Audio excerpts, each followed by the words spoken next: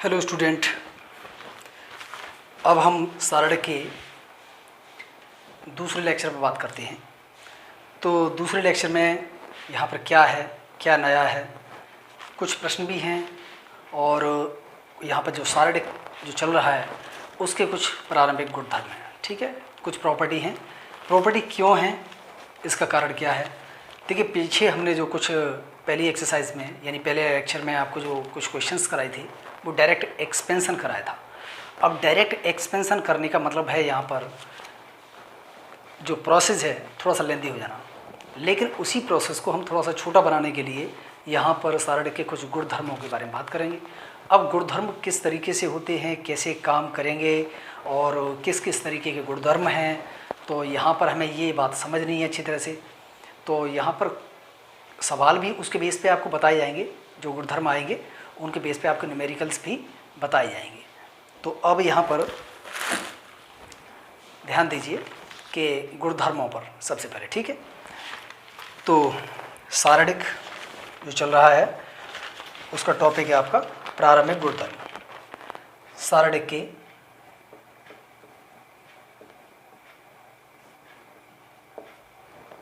प्रारंभिक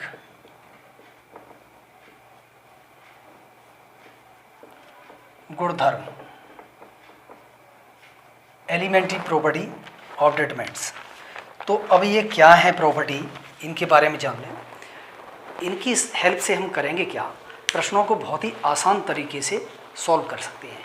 ये प्रॉपर्टी हमारा यही काम करेंगी, यानी कि बहुत कम टाइम में प्रश्न को हल कर सकती है, इनका ये यूज़ रहेगा। तो अच्छी तरह से इन प्रॉपर्टी को समझना है।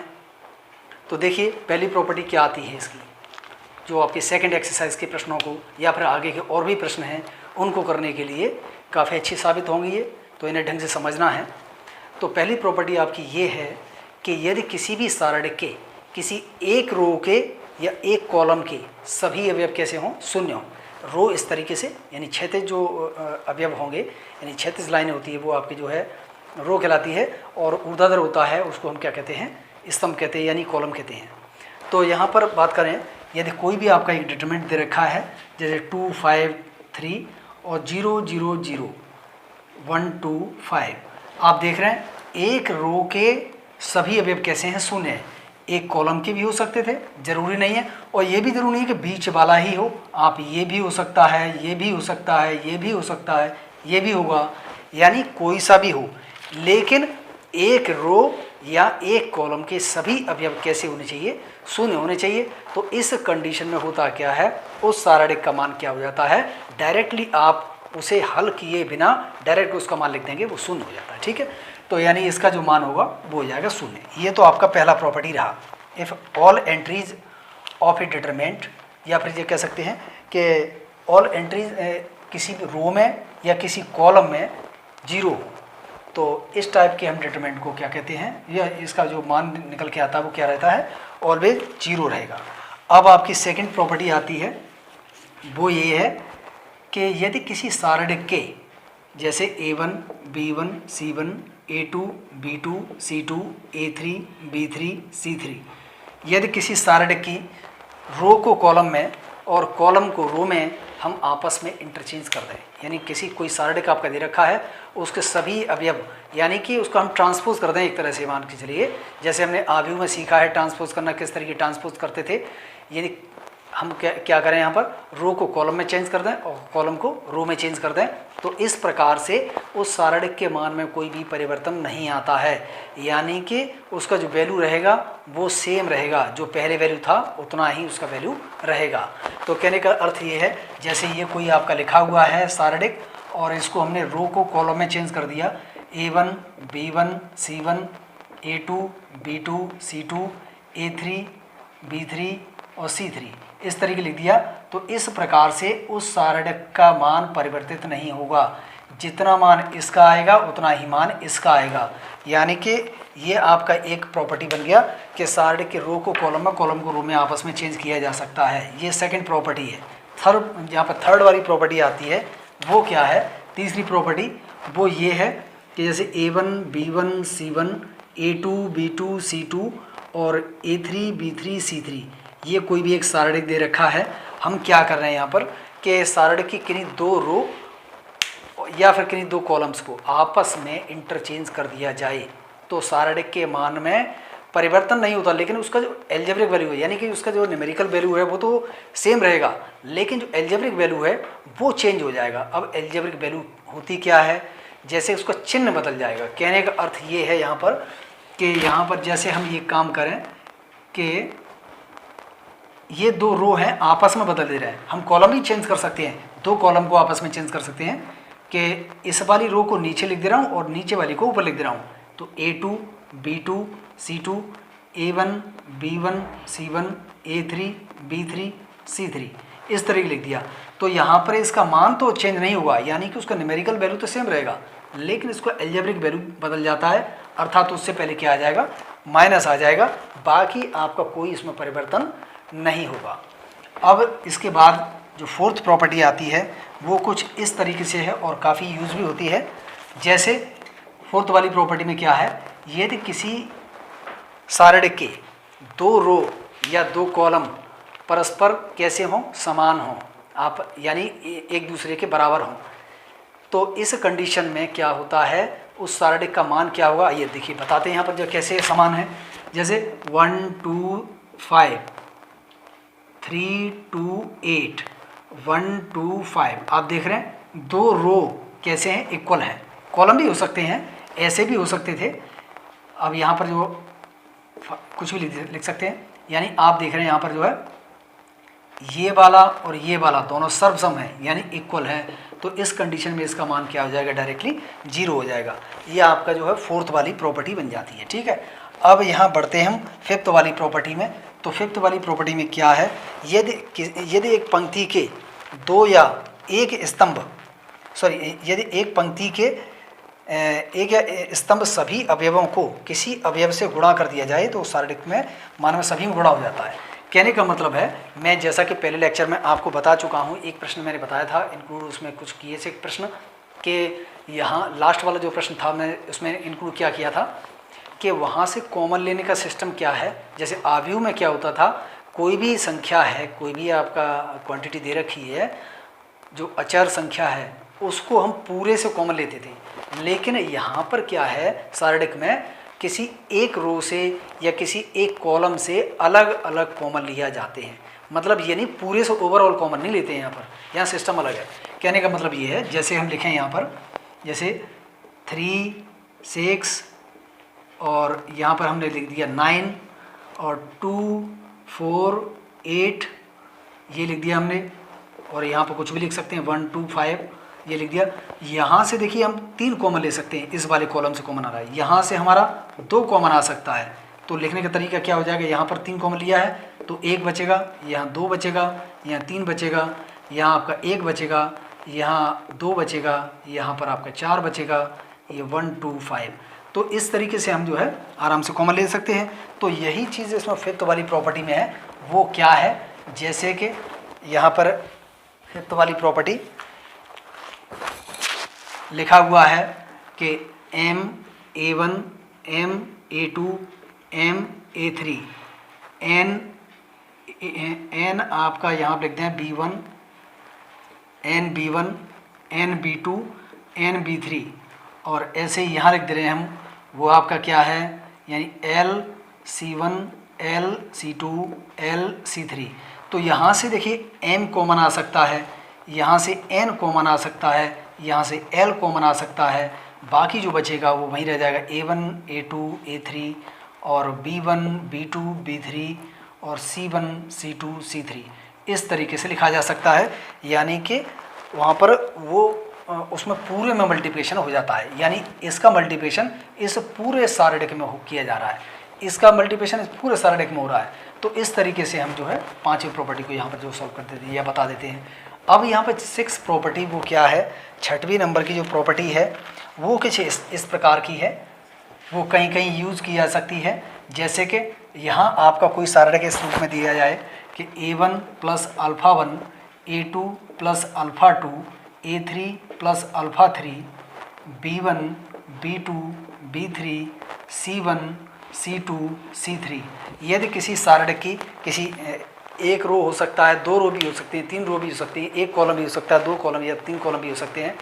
उनके जो अवयव हैं 2 अवयवों के योग के रूप में लिखे हों तो वहाँ पर उसको हम क्या करते हैं, जैसे एक की बात आ रही है यहाँ पर, एक रो के यहाँ पर सभी अवयव कि 2 अवयवों के योग के रूप में लिखे हैं, इस कंडीशन में हम करते क्या हैं, उस सारणिक को 2 सारणिकों के योग के रूप में लिख सकते हैं। वो किस तरीके लिखेंगे ध्यान दीजिए। जैसे ये लिखा हुआ है, इसको एक सारणिक यहाँ पर, एक सारणिक यहाँ, लेकिन क्या इसमें अवयव क्या आएंगे, जैसे A1 A2 A3, ये तो यहाँ पर रहेगा जिस तरीके से है A1 A2 A3, और B1 B2 B3 C1 C2 C3, लेकिन यहाँ पर जो आएगा वो ये वाला अवयव आ जाएगा, यानी α1 α2 α3 B1 B2 B3 C1 C2 C3 ये लिख दिया जाएगा। तो इस तरीके से हम उसे 2 सारणिकों के योग के रूप में आसानी से लिख सकते हैं। तो अब यहाँ पर कुछ आते हैं प्रश्न जो मैं आपको बता देना चाहता हूँ। वो प्रश्न किस तरीके रहेंगे और किस तरीके से इन्हें सॉल्व करने का तरीका रहेगा, उससे पहले आपको कुछ ऑपरेशंस अप्लाई करना भी बता दे रहा हूँ कि किसी भी सारणिक में हम किस तरीके से ऑपरेशंस अप्लाई करते हैं। जैसे कि आपका कोई सारणिक इस तरीके से दिया जाएगा, एक मैं रो का सिस्टम बना रहा हूँ, एक कॉलम, यानी R1 R1 R1 R2 R2 R2 sorry R2 और R3 R3 R3, तो इस तरीके से होता है, ठीक है। ऐसे ही कॉलम में C1 C1 C1 C2 C2 C2 और C3 C3 C3, यानी इस तरीके से आपके जो होते हैं, ये आपका पहला रो, दूसरा रो, तीसरा रो, पहला कॉलम, दूसरा कॉलम, तीसरा कॉलम। यहाँ पे जो ऑपरेशंस अप्लाई किस तरीके से किए जाएंगे, जैसा कि आप मेरे जो है आपने जो है पढ़ा था मैट्रिक्स का टॉपिक, तो मैट्रिक्स में मैंने कुछ सवाल कराए थे आपको इन्वर्स ज्ञात करने के, यानी एलिमेंट्री ऑपरेशन की हेल्प से आपको इन्वर्स ज्ञात करना मैंने समझाया था। तो वहाँ पर इन्वर्स जो निकालना सिखाया था, वहाँ मैंने ऑपरेशंस कुछ अप्लाई किए थे, रो ऑपरेशन और कॉलम ऑपरेशन। वही यहाँ पर थोड़ा सा उसका यूज़ बता दे रहा हूँ किस तरीके से यहाँ पर होगा।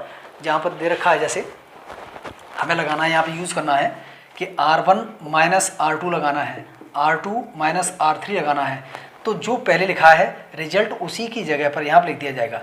इस शॉर्ट में R12 यानी इस तरीके भी लिखा जा सकता है, लेकिन -2 लगा के, ठीक है, इस तरीके लिख सकते हैं। तो अब यहाँ पर क्या लिखेंगे, यहाँ पर क्या निकल के आएगा ये भी बता दें। देखिए ये 2 ऑपरेशन 3/3 के में एक साथ यूज़ किए जा सकते हैं। तो जैसे यहाँ पर R1 माइनस R2, तो सभी R1 में से R2 को घटा के लिखते हैं, R1 minus R2 R1 minus R2 R1 minus R2। ऐसे ही अगला ऑपरेशन आपका है R2 माइनस R3, तो R2 minus R3 R2 minus R3 R2 minus R3 इस तरीके लिख दिया जाएगा। और ये आपका जैसा रहेगा R3 R3 और R3, ऐसे ही आप कॉलम में अप्लाई कर सकते हैं। तो इस तरीके से हम किसी प्रश्न को थोड़ा सा यानी कि सिंप्लीफाई करके और देन उसका एक्सपेंशन करके सॉल्व कर सकते हैं यहाँ पर। तो यही चीज़ थोड़ा सा महत्वपूर्ण रहेगी इसमें। और जो प्रॉपर्टी मैंने बताए हैं, उन प्रॉपर्टी को आप भली बात प्रकार से अच्छी प्रकार से आप यदि कर लेते हैं, कैसे भी करके याद कर लेते हैं, तो आप प्रश्नों को बहुत आसानी से यहाँ पर कर पाएंगे। तो हम यहाँ बता रहे हैं आपको उस पर बेस्ड, जो प्रॉपर्टी पे बेस्ड कुछ न्यूमेरिकल्स हैं उनको बता रहे हैं, ठीक है। तो यहाँ पर जो आता है, मैं पहले न्यूमेरिकल की बात करूँ तो इस तरीके से दे रखा है, जैसे 2 7 65 और 3 8 75 5 9 86। अब इसका जो आंसर आना है वो 0 आना है। अब किस तरीके 0 आएगा देखते हैं। ये 65 है, ये आपका 7 लिखा हुआ है, तो एक काम सबसे पहले करें वो ये है कि इसमें हम इसमें से इसे घटा दें, इसमें से इसे घटा दें, इसमें से इसे घटा दें, तो देखिए क्या बनेगा C2 minus C3 sorry C1, ऐसे ही ये हमने लगा दिया, और C3 माइनस अब इसमें से क्या करेंगे 7 टाइम्स, नो यहाँ पर 9 टाइम्स, और लिख दें कितना C2। हम ये वाला ऑपरेशन इसमें अप्लाई कर रहे हैं। तो देखिए जैसे लगाएंगे तो 2 3 5, क्योंकि हमने C1 इसमें कहीं भी नहीं लिखा है, तो C1 तो हम जैसा तैसा उतार देंगे। अब C2 माइनस C1 है, 7 में से 2 जाएगा तो 5 बचेगा, 8 में से 3 जाएगा, कितना बचेगा? 5 बचेगा। ऐसे ही यहाँ पर 9 में से 5 जाएगा, आपका 4 बचेगा। अब यहाँ पर हमने क्या किया है कि C3 माइनस का 9 टाइम्स ऑफ C2, यानी कि 65। C3 का वैल्यू आपका 65 हो गया, माइनस 9 का मल्टीप्लिकेशन किस में करना है? C2 यानी 7। ऐसे ही 75 माइनस क्या करना? 8 का मल्टीप्लिकेशन 9 में, ऐसे 86 माइनस 9 इंटू 9 करना है, तो उसके बाद घटा देना है। तो 9 ये 9 लिखा हुआ, 9 का मल्टीप्लिकेशन 7 से करेंगे तो कितना हो जाता है? तो 63, यानी 65 में से 63 जाएगा, 2 बचेगा। ऐसे 75 में से 8 में 72 घटाएंगे, 3 बचेगा। ऐसे 86 में से 81 घटाएंगे तो आपका 5 बचेगा। आप देख रहे हैं यहाँ पर ये क्या बन गया? ये वाला जो लिखा हुआ है और ये वाला जो लिखा हुआ है दोनों सेम लिखे हुए हैं। यानी कि मैंने एक आपको प्रॉपर्टी बताई थी कि किसी भी सारणी के 2 रो या 2 कॉलम के अवयव सर्वसम होते हैं, समान होते हैं, तो उस सारणी का मान आपका क्या आ जाता है? 0 निकल के आ जाता है। तो डायरेक्टली इसका जो सॉल्व किए बिना हम डायरेक्ट मान क्या लिख देंगे? 0 लिख देंगे। तो इस तरीके से आपका ये सॉल्यूशन बन जाता है। ठीक है, तो नेक्स्ट हम आगे बढ़ते हैं। अदर एक प्रश्न है आपका दे रखा है, तो वो किस टाइप का प्रश्न है? देखिए, जैसे कि x x x, ये एल्जेब्रिक प्रश्न है, इसमें x x और ये y y y z, इसका सॉल्यूशन निकालना है। तो एक काम हम करते हैं, वो ये है कि इसमें से यानी कि R1 में से घटाने की कोशिश करेंगे तो फिर कुछ और बनेगा। तो हम एक काम करते हैं, C1 माइनस C2 करें, C2 माइनस C3 करें, ये कर देते हैं। ठीक है, अप्लाई करते हैं, कुछ भी लगा सकते हैं, आपके माइंड में क्या आ रहा है उस समय। तो देखिए, C1 minus C2, x minus x 0 आएगा, C2 minus C3 x minus x 0 आएगा, ये x बचेगा, x माइनस y बनेगा, ये y माइनस y 0 आएगा, y आपका जैसा सा रहेगा, x माइनस y बनेगा, ये y माइनस z बनेगा, ये और ये आपका z। ठीक है, तो अब यहाँ देखिए, इसमें से x माइनस y कॉमन आ रहा है, यहाँ से y माइनस z कॉमन आ रहा है, जो बचेगा वो लिख देंगे कितना? 0 1 1 और 0 0 1 x y z, इसका एक्सपेंशन कर दें। तो एक्सपेंशन हम करेंगे तो x minus Y Y minus Z आपका जैसा तैसा है, ये तो आपका जैसा तैसा रहेगा। तो देखिए, 0 लिखेंगे सबसे पहले, तो 0 का मल्टीप्लिकेशन 0 माइनस वाई, तो ये आपका 0 रहेगा, इसमें तो कोई प्रॉब्लम नहीं है। इसके बाद ये वाला 0 लिखेंगे माइनस, तो ये भी 0 रहेगा, प्लस अगला वाला जो जाएगा x, उसके साथ में क्या आएगा? 1 माइनस 0, यानी 1 माइनस 0, ये एक्सपेंशन कर दिया। तो यानी ये 0 होगा, ये 0 होगा, केवल x इंटू 1 यानी x बचा, तो x को हम पहले लिख देंगे x into X minus Y Y minus Z. इस तरीके से इसका सॉल्यूशन निकल के आ चुका है प्रश्न का। तो बहुत आसानी से इस प्रश्न का सॉल्यूशन निकल आया। ठीक है, ये एक प्रश्न तो ये रहा। अगला एक प्रश्न जो आता है वो किस तरीके से रहेगा, वो ध्यान दे लीजिए। अगला जो प्रश्न है वो कुछ इस तरीके से है कि x plus Y Y plus Z Z plus X Z X Y 1 1 1, ये सारणिक दे रखा है। इसको सॉल्व करके आपको बताना है क्या निकल के आएगा। तो एक काम करते हैं, हम यहाँ पर थोड़ा सा अपना माइंड लगाएं, तो इसको इसमें ऐड कर दें, तो x plus Y plus Z हो जाए। देखिए, ज़रूरी है आप घटाएंगे ही हर प्रश्न में, आप जोड़ भी सकते हैं, ये डिपेंड आपके ऊपर करता है कि आपका प्रेजेंस ऑफ माइंड क्या कार्य कर रहा है या किस तरीके से चल रहा है। तो यहाँ पर जरूर नहीं कि हर प्रश्न में आपको घटाना ही घटाना है, जोड़ भी सकते हैं। वहाँ पर आपको क्या फॉर्म बनानी है तो ये देखना है। तो यहाँ पर हम एक काम कर रहे हैं, R1 में R2 को जोड़ दे रहे हैं, तो रिजल्ट R1 की जगह पर ही आएगा।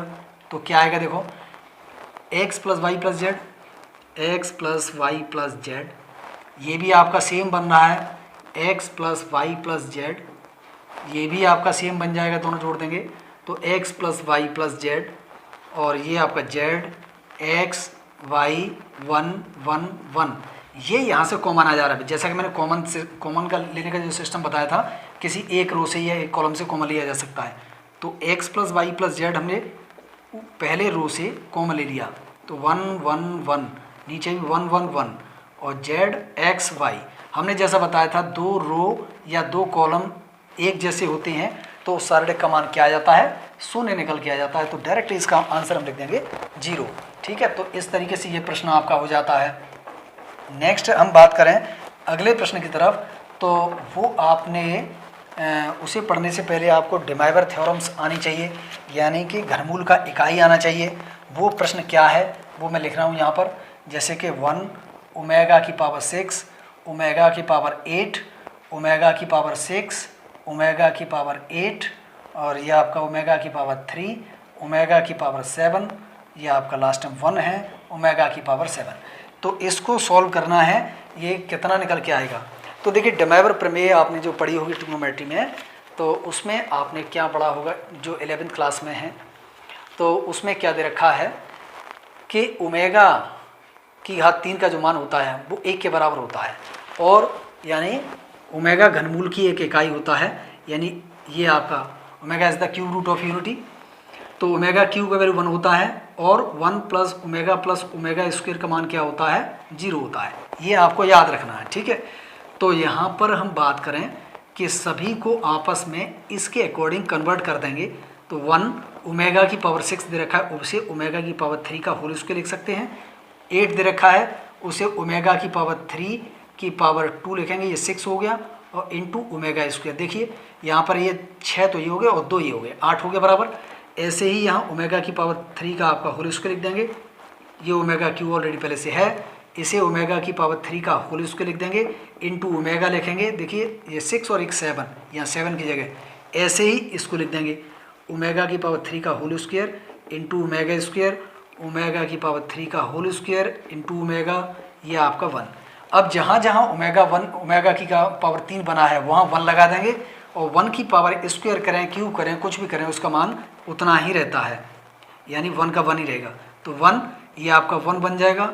ये यहाँ पर जो करेंगे तो ये ओमेगा स्क्वायर बचेगा, केवल यहाँ पर 1 बचेगा, यहाँ ओमेगा स्क्वायर बचेगा, यहाँ 1 होगा, यहाँ पर आपका ओमेगा होगा, यहाँ भी ओमेगा, और यहाँ 1। इस तरीके से इतना बन गया। ठीक है, आगे या तो डायरेक्ट इसका एक्सपेंड कर सकते हैं, एक्सपेंशन निकाल सकते हैं, या फिर थोड़ा सा उसको जो है ऑपरेशन अप्लाई करने के बाद भी कर सकते हैं। मैं यहाँ पर डायरेक्टली एक्सपेंशन कर रहा हूँ, तो एक्सपेंशन क्या आएगा 1, और इसका मल्टीप्लिकेशन 1 माइनस ओमेगा स्क्वायर हो जाएगा। ठीक है, माइनस का 1 लिखेंगे यहाँ पर, और ये आपका यहाँ पर मल्टीप्लिकेशन तो 1 माइनस इसका इसमें करेंगे तो ओमेगा की पावर 3 हो जाएगा। ठीक है, और प्लस ओमेगा स्क्वायर लिखेंगे, तो यहाँ पर क्या आएगा omega minus omega square, omega minus omega square, ये आ गया।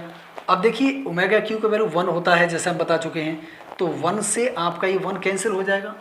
अब ये क्या बचा 1 माइनस ओमेगा स्क्वायर बचा, प्लस इसका इसमें मल्टीप्लाई जैसे ही करेंगे तो ओमेगा की पावर 3 हो जाएगा, माइनस ओमेगा की पावर ये 4 बनेगा, तो उसे 3 इंटू 1 ऐसा लिख देंगे, यानी ओमेगा की पावर 4 बनेगा। 4 को हम 3 और 1 में लिख दे रहे हैं क्योंकि इसका मान 1 होता है, ये भी 1 होता है। 1 माइनस ओमेगा स्क्वायर प्लस 1, और ये आपका 1 हो जाएगा, तो ओमेगा बच जाएगा केवल। अब देखिए यहाँ पर ओमेगा स्क्वायर, तो 1 और 1 आपका 2 हो गया, इन दोनों में से माइनस कॉमन ले लेंगे, तो ओमेगा प्लस ओमेगा स्क्वायर बचा। अब यहाँ पर एक बात देखें, हम जैसा कि आपको बता चुके हैं 1 प्लस ओमेगा स्क्वायर का 1 प्लस ओमेगा स्क्वायर का वैल्यू क्या होता है 0 होता है। तो यहाँ पर 1 को हम उधर ले जाएं तो ओमेगा प्लस ओमेगा स्क्वायर का जो मान निकलेगा वो -1 आ जाएगा, यानी इसकी जगह पर हम क्या लगा देंगे -1 लगा देंगे, तो 2 माइनस 1, 2 में से 1 जाएगा, 1 बचेगा। इस तरीके से इस प्रश्न का सॉल्यूशन मिल जाता है। ऐसे कई प्रश्न इसमें दे रखे हैं एक्सरसाइज में, उनको इसी तरीके से हम आसानी से सॉल्व कर सकते हैं। तो नेक्स्ट आगे हम बात करें अगले प्रश्न पे, तो वो आपका किस तरीके के दे रखा है। देखिए मैंने हर तरीके के प्रश्न यहाँ पर लिख लिए हैं और उनको मैं आपको सॉल्व कर रहा हूँ। तो प्रश्न अगला आता है वो ये है 1 1 1 A B C, A square B square C square, इसका जो सॉल्यूशन निकल के आना चाहिए a minus B minus C minus A, ये निकल के आएगा। देखते हैं कैसे आता है। सबसे पहले एक काम करें कि यहाँ पर R1 में से R2 को घटाएं, R2 में से R3 को घटाएं, तो यहाँ पोजीशन हमारी क्या बनेगी 1 माइनस 1 यानी 0, 1 माइनस 1 अगेन 0, और ये आपका 1 ऑलरेडी है ये पहले से, और ये A में से B घटाएंगे तो आपका A यहाँ पर क्या आएगा, सॉरी मैंने कुछ गलत लगा दिया यहाँ पर ऑपरेशन। तो यहाँ पर जो ऑपरेशन अप्लाई करना है ये आपके सभी R1 हैं, ये सभी R2 हैं, तो C1 minus C2 minus C3 ये ऑपरेशन अप्लाई करना है। तो 1 माइनस 1 आपका 0, 1 माइनस 1 आपका 0, 1 A minus B minus C, और ये C A square minus B square minus C square, और ये C स्क्वायर। तो अब एक काम करें कि ये आप जानते हैं इसका फॉर्मूला क्या होता है A square minus B square का, वो यहाँ पर हम अप्लाई करेंगे तो क्या आ जाएगा यहाँ पर, यानी कि 0 0 1 C स्क्वायर, ये B माइनस सी तो आपका जैसा तैसा, लेकिन इसे हम लिख सकते हैं B माइनस सी इंटू बी प्लस सी। ऐसे ही A माइनस बी तो जैसा तैसा, इसे लिख देंगे A माइनस बी और A प्लस बी, इस तरीके लिख सकते हैं। तो यहाँ से A माइनस बी कॉमन, यहाँ से B माइनस सी कॉमन, तो क्या मिलेगा, यानी A माइनस बी हमने कॉमन ले लिया, B माइनस सी हमने कॉमन ले लिया, तो क्या मिल जाएगा 0 0 1 C स्क्वायर और 1 B प्लस सी मिलेगा, यहाँ पर ये 1 A प्लस बी मिलेगा। अब देन इसके बाद और भी अप्लाई करना चाहें तो इसमें से इसको घटा सकते हैं आगे और सॉल्व करने के लिए, वैसे इसी से आंसर आपका बन जाएगा। इसके बाद एक्सपेंशन इसका करते हैं R1 के रेस्पेक्ट में, तो A माइनस बी और B माइनस सी आपका जैसा तैसा। अब ऐसा करिए, एक्सपेंशन कर रहे हैं तो जीरो का देखिए, जीरो के रेस्पेक्ट में करेंगे तो ये आएगा, लेकिन ये जीरो का मल्टीप्लिकेशन होकर ये आपका जीरो हो जाएगा, माइनस ये जीरो है अगेन तो ये भी आपका जीरो कर देगा, ठीक है। लेकिन यहाँ जो 1 बचा है इसके रेस्पेक्ट में होगा, इसका मल्टीप्लिकेशन इसमें यानी B प्लस सी, बीच में माइनस आएगा, इसका मल्टीप्लाई इसमें माइनस A माइनस B। तो इस तरीके से यहाँ पर देखा जाए तो B से आपका B कट गया, C माइनस A बचा है, बाकी ये सब जीरो हैं। तो इसके साथ में क्या लिख दिया जाएगा, A minus B, B minus C और C माइनस A, ये लिख दिया जाएगा, जो आपका सॉल्यूशन निकल के आ गया। यानी कि इस प्रश्न का एक और प्रश्न आता है जो कुछ इससे थोड़ा सा अलग हटकर है, इसमें जो प्रश्न मैं करा रहा हूँ वो आपका 2 वेरिएबल में है, और एक आपका 3 वेरिएबल का भी प्रश्न बन जाता है वहाँ पर। तो वो प्रश्न देखिए किस प्रकार का है, सॉरी 3 वेरिएबल में ही, तो एक 4 वेरिएबल में और आ जाता है वो प्रश्न, वो किस तरीके का प्रश्न है उसे ध्यान दे लीजिए। यहाँ पर जो प्रश्न है वो क्या है, 1 plus A 1 1 1 1 plus B 1 1 1 1 plus C। Answer जो इसका आना चाहिए वो इस तरीके से आएगा 1 upon A 1 upon B 1 upon C। एक 4x4 में भी है इसका प्रश्न, और वो भी सेम इसी कायदे के अनुसार किया जाएगा सॉल्व। तो अब यहाँ ध्यान दीजिए कैसे आपको जो सॉल्व करना है इस प्रश्न को। देखिए, सबसे पहले काम करें कि हम इस वाली रो में, इस वाले में 1 अपॉन A से मल्टीप्लिकेशन कर रहे हैं, तो इतने का, सॉरी 1 अपॉन A से हमें इसमें मल्टीप्लाई कर रहे हैं, तो A का हमें क्या करना पड़ेगा, बाहर मल्टीप्लिकेशन, यानी ABC। अब क्या है यहाँ पर ABC का मतलब, A का हमने बाहर मल्टीप्लाई किया तो इसमें डिवाइड करना पड़ेगा सब में, तो इसमें डिवाइड करेंगे तो 1 अपॉन A प्लस 1 हो जाएगा ये A अपॉन A, और यहाँ पर भी 1 अपॉन A, यहाँ पर भी 1 अपॉन A, यहाँ आपका 1 अपॉन B, यहाँ 1 प्लस 1 अपॉन B होगा, यहाँ 1 अपॉन B, ऐसे ही यहाँ पर 1 upon C 1 upon C 1 plus 1 upon C हो जाएगा, क्योंकि हमने A का इसमें डिवाइड किया है तो यहाँ मल्टीप्लाई किया है, B का इसमें डिवाइड किया है तो यहाँ मल्टीप्लाई किया है, C का यहाँ पर हमने जो डिवाइड किया है तो यहाँ मल्टीप्लाई किया है। तो इस तरीके से हमने ABC का मल्टीप्लाई, ABC का डिवाइड। अब एक काम करें कि इनको ऐसे जोड़ दें इस तरीके से, तो यहाँ पर 1 प्लस और है आंसर में, ठीक है। तो ये इसका प्रूफ आएगा। तो अब ध्यान दे लीजिए क्या आना है यहाँ पर सॉल्यूशन इसका। तो एक काम करते हैं हम यहाँ पर कि ए बी सी, और तो जैसे हमने ये लिखा जोड़ के, इसके बाद क्या आता है यहाँ पर कि 1/b, 1 + 1/b, 1/b, ऐसे 1/c, 1/c और 1 + 1/c, ये लिख दिया। ये देखिए पूरे से यहाँ पर कॉमन आ सकता है। जैसे यहाँ पर हम कॉमन लेंगे तो क्या बनेगा, A B C, 1 + 1/a, 1/b, 1/c, तो जो बचेगा वो यहाँ पर आ जाएगा 1 1 1, 1/b, 1/c, 1 + 1/b, 1/c, 1/b, 1 + 1/c, ये निकल के आ गया। अब एक और काम करते हैं कि R2 - R1 और R3 माइनस, या फिर ऐसा करिए C2 - C1, C3 - C2, ऐसा लगा दीजिए। तो ए बी सी तो आपका जैसा सा, और 1 + 1/a, 1/b, 1/c आपका जैसा सा यहाँ पर। इसके बाद लिखेंगे कि C2 - C1, तो ये तो जैसा सा लिख देंगे 1/b और 1/c। और यहाँ पर क्या लगेगा, C2 - C1 यानी 2 - 1, 1 - 1 0, C3 - C2 ये भी 0, और यहाँ पर करेंगे तो आपका इसमें से इसे घटाएंगे तो 1 बचेगा, इसमें से इसको घटाएंगे तो -1 बचेगा, ऐसे इसमें से इसे घटाएंगे 0 बचेगा, इसमें से इसको घटाएंगे तो 1 बचेगा। अब इसको एक्सपेंड कर दें तो क्या आएगा, ए बी सी और 1 + 1/a, 1/b, 1/c, तो एक्सपेंड करके क्या बनेगा, 1 के रेस्पेक्ट में ही होना है क्योंकि आगे के सब 0 हैं। तो ये आपका 1 माइनस आपका 0, बाकी सब 0 आ जाएंगे, उन्हें छोड़ देंगे। 1 का मल्टीप्लिकेशन करेंगे तो क्या बनेगा, A B C, 1 + 1/a, 1/b और 1/c। इस तरीके से इस प्रश्न का यहाँ पर सॉल्यूशन आ जाता है। तो ऐसे प्रश्न भी हैं, कुछ और भी इसके अलावा प्रश्न दिए गए हैं। जैसे एक मैं प्रश्न आपको लिख रहा हूँ यहाँ पर, वो प्रश्न क्या है ध्यान दे लीजिए। वो प्रश्न आपका इस तरीके का दे रखा है, कुछ इसी से रिलेटेड है लेकिन थोड़ा सा इससे सिंपल फॉर्म में है।